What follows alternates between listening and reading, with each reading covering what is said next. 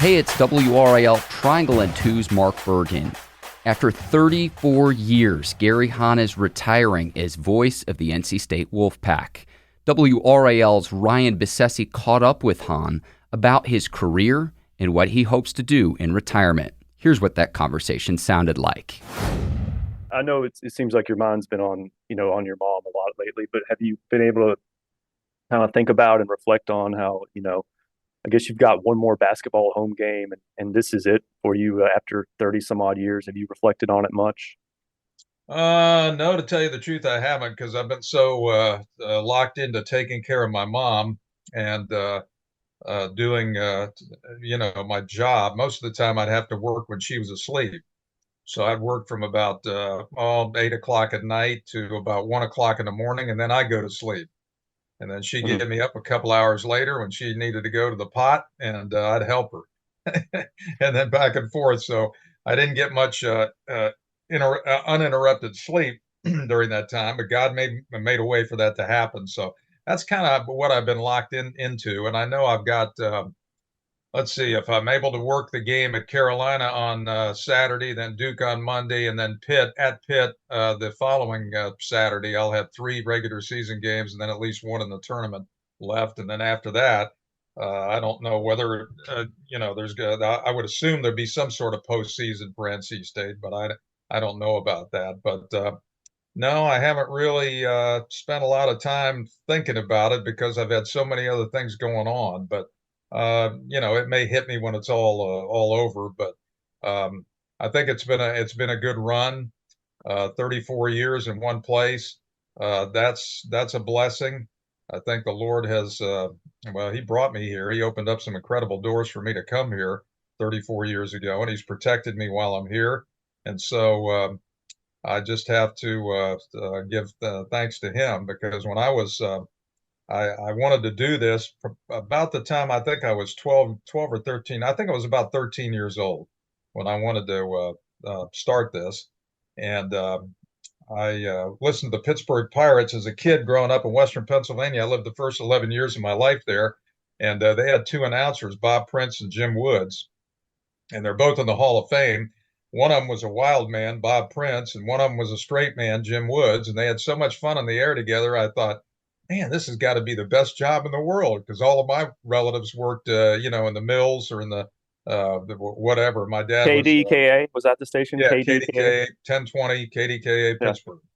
And, all of my relatives were working in factory jobs. And I thought, boy, this is it. This is what I want to do, and I didn't know how to go about it. But again, the Lord opened up some doors. And if you'd have heard me as a teenager, you'd have said, "This kid's nuts. He's got no chance.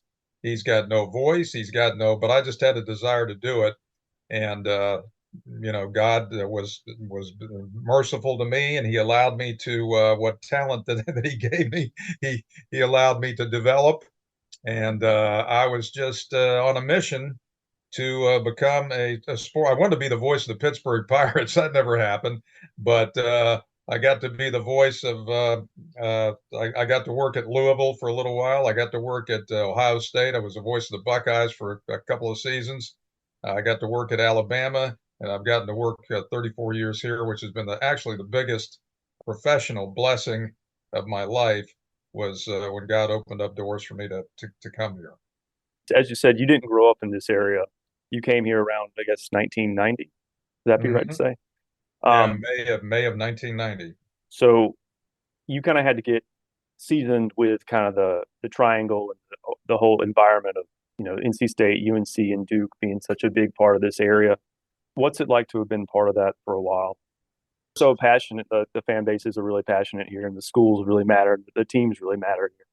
If you go to in the state of Kentucky, there's a lot of Kentucky fans and there's a lot of Louisville fans, and it matters there too. If you go to Ohio, Ohio State, Michigan is a big deal, and the rivalries they have there in the Big Ten. So I had a pretty good idea about what a rivalry was when I came here, and I was just looking forward to ACC basketball because everywhere else I'd been, everybody knew ACC basketball was at a very high level, and even at Louisville, the fans would. I don't know the right term to use.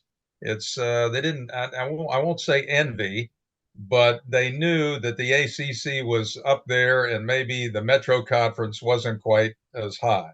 Mhm. And so, if they played an ACC team and they were able to beat them, it was a big deal.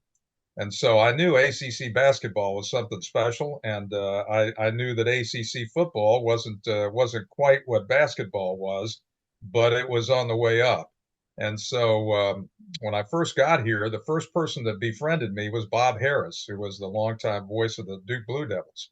And he kind of took me under his wing and started introducing me around to people, and that was really nice. And we had a outing that all the ACC media used to go to up at Grandfather Mountain, and it was the ACC. It was a weekend golf outing, and if you didn't play golf, you went fishing or you did something. But anyway, it was a lot of fellowship and a lot of golf. And Bob sort of took me under his wing there and introduced me to people, and so that was really nice because I was a newcomer, and they all could have been very cold to me, and they weren't. Woody Durham was nice. Uh, he wasn't as friendly as Bob Harris, but I think that was just part of his personality. Bob was more of a people person, and so I got introduced to those two, and I knew they were top flight announcers, and I knew that I better be pretty good because they were pretty good, and I knew that there were a lot of people listening. I knew that there were a lot of people that cared, and I was just trying to well, I just prayed that I would be accepted. And again, the Lord was working because after a couple of seasons, I had people come up to me, and I don't know whether they wanted it to be this way or they actually thought it was this way, but they say, you sound like a young Wally. And of course, Wally Osley was the man that I replaced. He retired, and that opened up the job, and I was able to come here. Well, I thought that was one of the greatest compliments that I could ever get because Wally, he didn't retire because he lost his skills. He just retired because he wanted to, sort of what I'm doing. And I mean, I heard tapes of Wally in his last season, and he could still do it. So, I knew I was coming into a situation where I better perform at a high level. And that's what I've always tried to do. I've always tried to put the listener first. I've always tried to represent NC State University at a high level. I've always tried to represent the advertisers at a high level.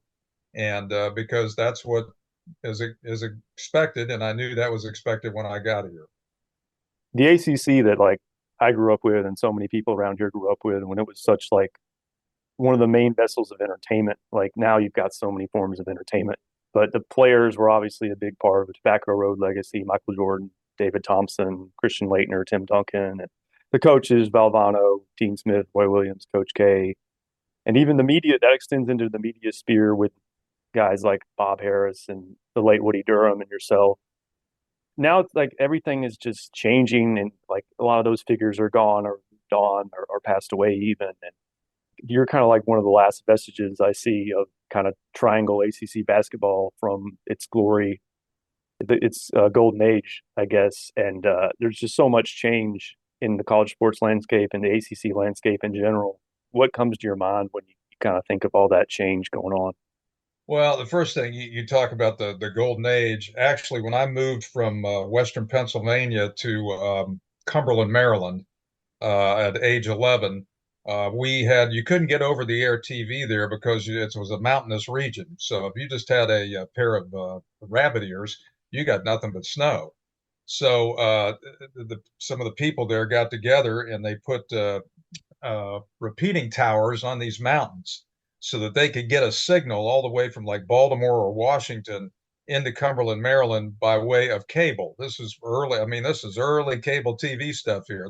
They're taking the signal on repeating mountain to mountain, mountain to mountain, and get it down into Cumberland and put it into your home. And so we had cable TV, and because of that, I was able to get the ACC Game of the Week starting in like 1963 with Billy Packer and Jim Thacker and Bones McKinney. I'm sorry, Bones McKinney and Mr. Thacker doing the play-by-play. And so I started watching that, and immediately I was hooked. I really thought this was exciting stuff, and I like to play basketball. And so I got a taste of what the ACC was even before, I had any inkling that I'd ever be a part of it. And so you're right. There's been a golden age, and I think what started the process of maybe getting away from that was conference expansion and conference realignment. Because when there was just 8 or 9 teams, everybody played everybody twice. You knew you were going to have tough games at certain places. You knew that you were going to have a decent non-conference schedule. But even if you didn't have one of those, you could make it up in by playing ACC basketball. And it used to be that if you had a even record in the ACC, you had a good chance of making the ACC tournament. So all that's different now. It's all of the analytics, and it's all of this, and you got Joe Lunardi starting in January as to who's going to make the ACC tournament to try and pump up interest in this whole thing. And it's to me, I mean, you can't get away from change. I mean, it's going to happen, but I think the changes now that are happening in college athletics, I don't know how they're going to come out, but I'm not in favor. We'll put it of quite a few of them, and I'll just leave it at that. You're going to miss out on trips to ACC mainstays like SMU and Cal and Stanford, I guess, next year. No, I won't. I won't miss that. I won't miss any of that. That's yeah, I won't miss that. Do you think now that you're retired, or when you retire, do you think you'll still follow NC State sports? Will you still go to games, still watch on TV, that sort of thing? Yeah, I think I'll still be a Wolfpack fan. I'll care. I don't think you can be someplace for 34 years and know all the people that I've known and all the players that have come through and all that and not have some affinity. I mean, you just can't turn your back on something like that. That would be a little bit strange. But for the next 2 years, I do have a lot to do.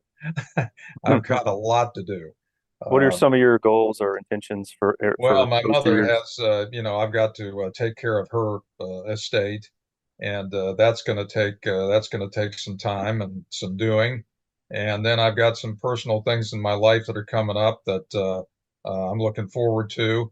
But the first 2 years, I don't think I'm going to be playing in too many charity golf tournaments because I'm going to be so busy with all the rest of this stuff. I've got a house here that I need to downsize, and so I'm going to be real busy. Do you have any idea of the number of football and basketball and baseball games you've done? No, Do but you have like an exact number? If you talk to Tim Peeler, he can probably give you Okay. some idea because he always asks me, he says, "How many games have you done?" Like when Chuck Caton was the voice of the Carolina Hurricanes, he was a great guy. In fact, I'd go up and sit with him up there while he was doing games. He liked to have me up there, and it never bothered him or anything. He was just a great guy. But he always kept track of how many games. At the end of every broadcast, he'd say, "This is game number 3,571, and good night, everybody," or whatever it is that he said at the end. That's a He good kept Chuck track Caton. of every one of them from the first game he ever did with the Hartford Whalers to the last game he ever did with the Carolina Hurricanes. But I was never like that because I was always looking toward my whole mindset is you've got all of this memorization you got to do, then you got to flush it, and you got to move on to the next game. And so I was just always moving on to the next game, and if that was in the past, forget about it and move on. And that's what I did because God blessed me with a great short-term memory. My long-term memory is not as good. Sometimes fans come up to me and they say, "You remember that play back there in the Gator Bowl or whatever it was?" And I barely remember even being there.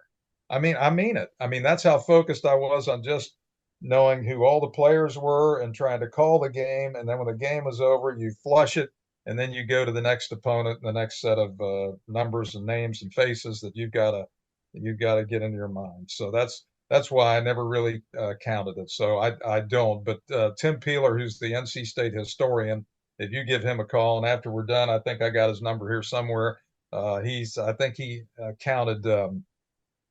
I can't remember the last regular season football game. I think I've done something like 422 football games at Okay. NC State, but I don't know. You'd have to ask him. I think that's in the ballpark. Ah, Basketball, I don't know. I have no idea. Um, well, I wanted to test your long-term memory with this next question, unfortunately. Uh-oh. Well, go ahead. I was going to ask, like, since you've been there, like, your three favorite football players and three favorite basketball players, three favorite men's basketball players comes to mind. Oh my gosh. Well, I think one of my favorite football players was a guy who played in the early 90s, and he played quarterback and then he went Barnett. into wide receiver. His name was Charles Davenport.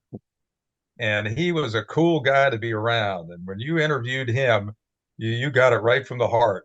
I mean, he just cut loose, and he was very good and very jovial. He was a people person, and I really liked him. I really liked Torrey Holt.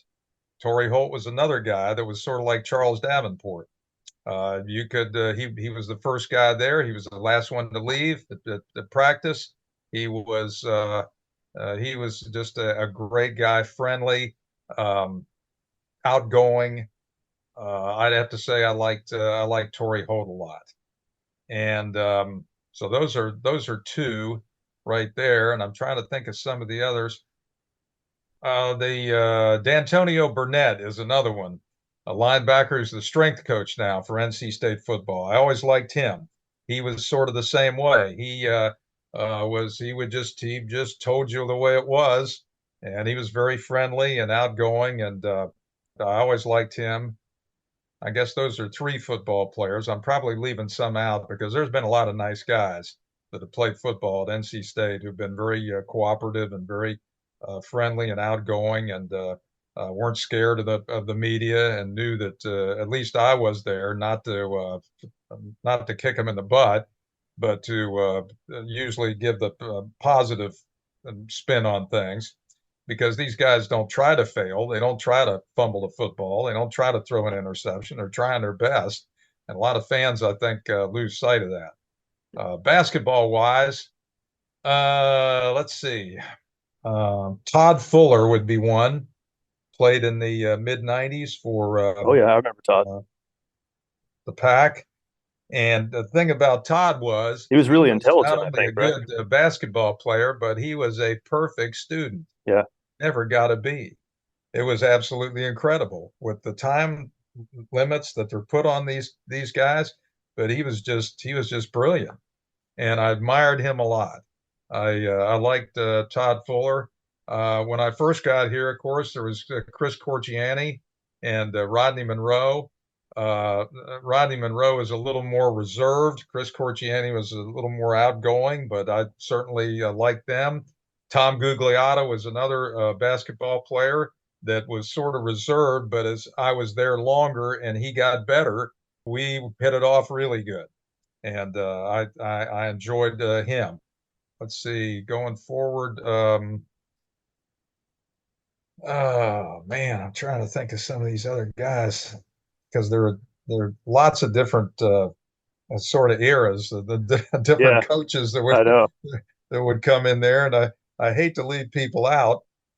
Favorite, as far as like coaches go, I remember just Amato just always had the biggest personality of Yeah, he was very nice to obviously me. Valvano was before your time, but Yeah, Valvano, I didn't get the to last meet 30 him. years of the last 30 some odd years, Amato sticks out. It's a big personality guy. Yeah, Chuck Amato was very nice to me, but I'll tell you the number one coach, the nicest person I have ever met in college athletics was Mike O'Kane. He was a football coach at NC State before Chuck Amato. Mike O'Kane succeeded Dick Sheridan. Dick Sheridan was the first coach that was on the scene when I got here, and but Mike O'Kane is the nicest person. In fact, I just talked to him this morning. He found out that my mom had passed away, and he gave me a call at the house. I mean, that's the kind of person that Mike O'Kane is. But Dick Sheridan was the first coach, and Coach Sheridan. I was warned ahead of time. He said, if you get off on the wrong foot with Coach Sheridan, you'll never recover. And I thought, well, okay, well, I've just got to be myself and we'll see what happens.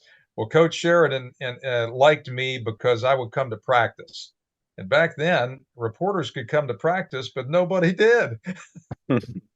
Now, they jump at the chance to be there every day. But back then, hardly anybody ever came to practice and got to know his players. And I did. And so we got along fine. And that was, and I was glad because I'd heard of that. And, you know, if you get off on the wrong foot with this guy, forget about it. You'll never recover. And so I'm glad I got off on the right foot with him. And then when he stepped down because of some health issues, then Mike O'Kane was named the head coach. And then it was Chuck Amato. And then it was Tom O'Brien. And then the present coach, Dave Doran. I think that's been the progression. They've all been, they've all treated me well. They've all allowed me to come to practice because they know whatever I would see at practice would stay at practice. But I would use some of the knowledge that I had at practice. If something happened during the game, I would be able to try and explain maybe why, or my color analyst would, because he could go to practice too, or my sideline reporter, Tony Haynes. And we all sort of work as a team on the broadcast. And I don't try to do their job, and they don't try to do mine. But all the coaches that I've worked with, and then in basketball, let's see, Les Robinson, Herb Sendek, Sidney Lowe, Mark Godfrey, and then Kevin Keats. And they've all been very good to work with. Herb was an interesting guy. He was a really nice man. In fact, he texted me with condolences about my mother had died, but he was a very intense person. He was very set in his ways, and sometimes he could be an extremely tough interview. But he had a good heart, and he brought NC State basketball up into a competitive level from where it was when I came here in 1990.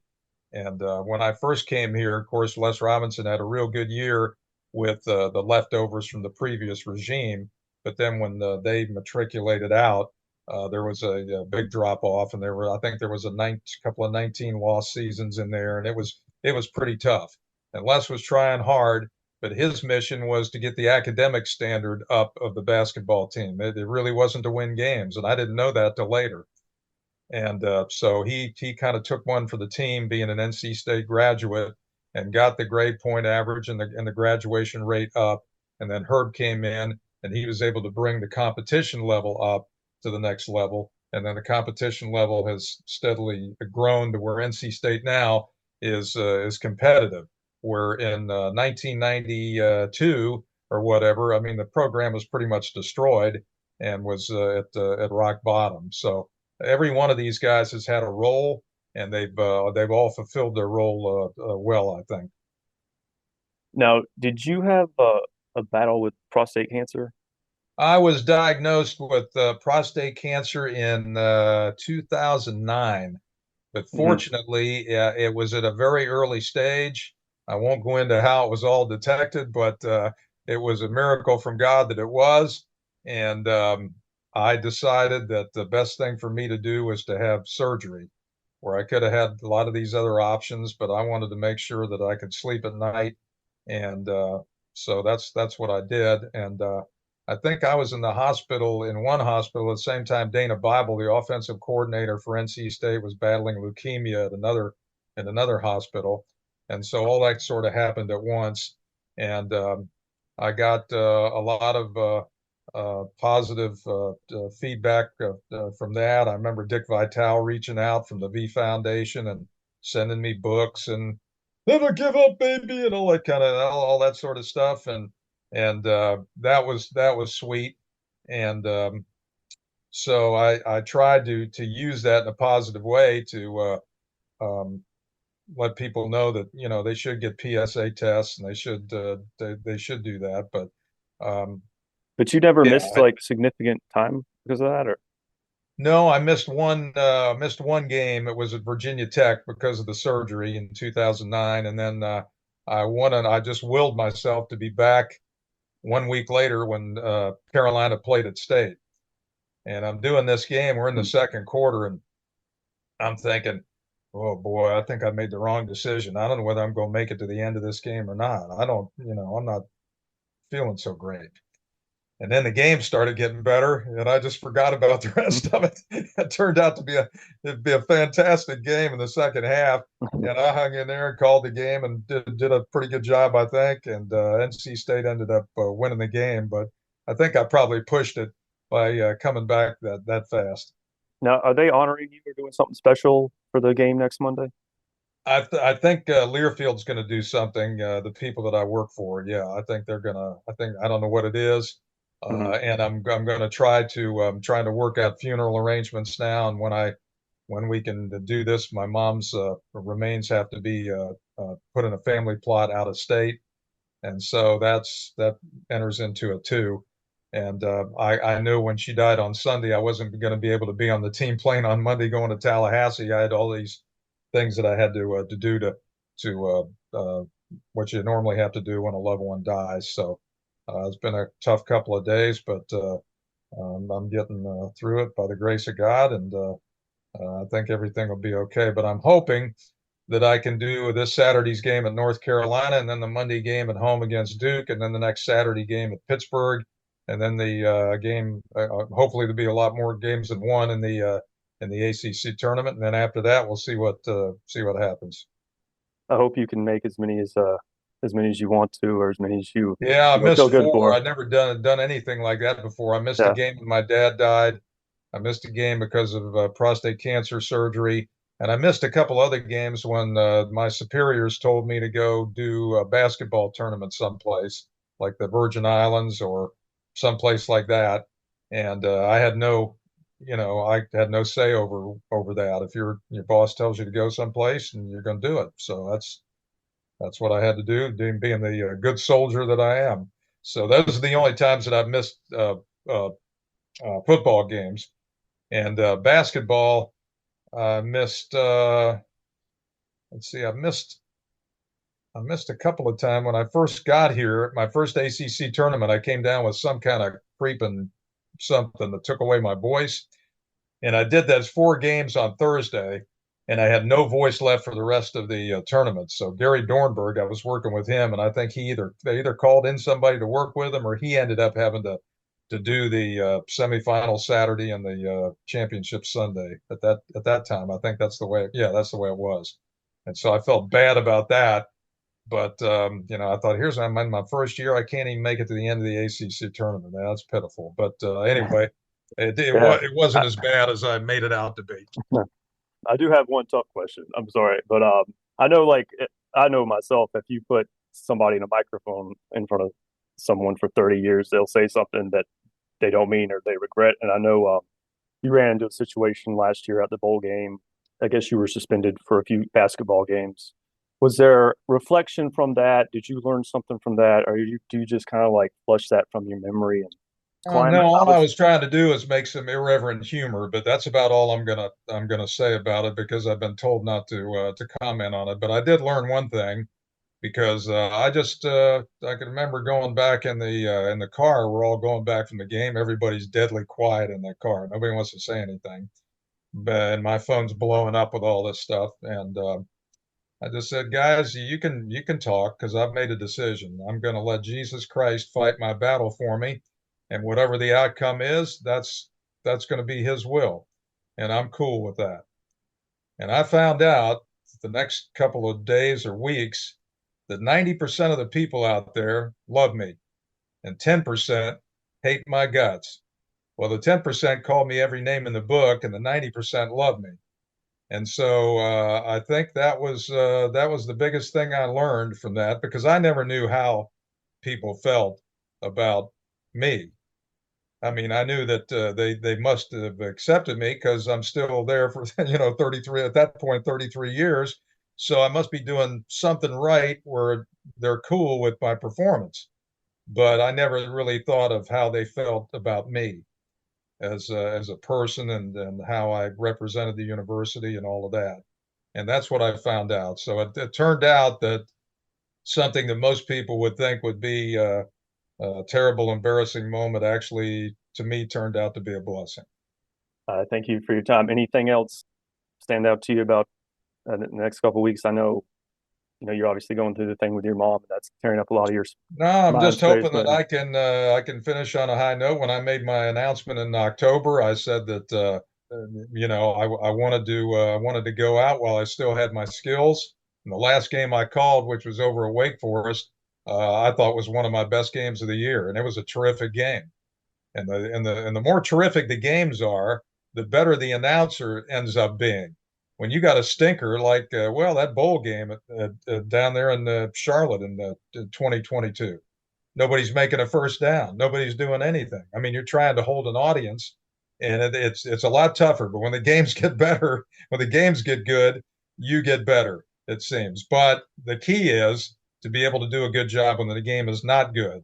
And I've always tried to do that too, and tried to stick with the facts and tried to paint a picture for the audience that if they could just close their eyes, they'd have some idea of what was going on. And that's tough to do on radio, and a lot of people can't do it. But I think I've been able to, by the grace of God, do that. And I think that's one of the reasons, and the team that I have. I mean, the team, I'm just kind of I'm pretty average, but the team I have around me is really good. And it makes everybody good, and it brings us all up. And I think we've got the best radio team in the ACC. And but that's just, I'm prejudiced about that. But I think that's the reason why, because we work as a team, and we're out there doing things for the listener. Many thanks to WRAL's Ryan Bissesi and Gary Hahn. Happy trails in retirement after 34 years as voice of the NC State Wolfpack. Signing off for WRAL Triangle and 2, my name is Mark Bergen. Thanks so much for listening.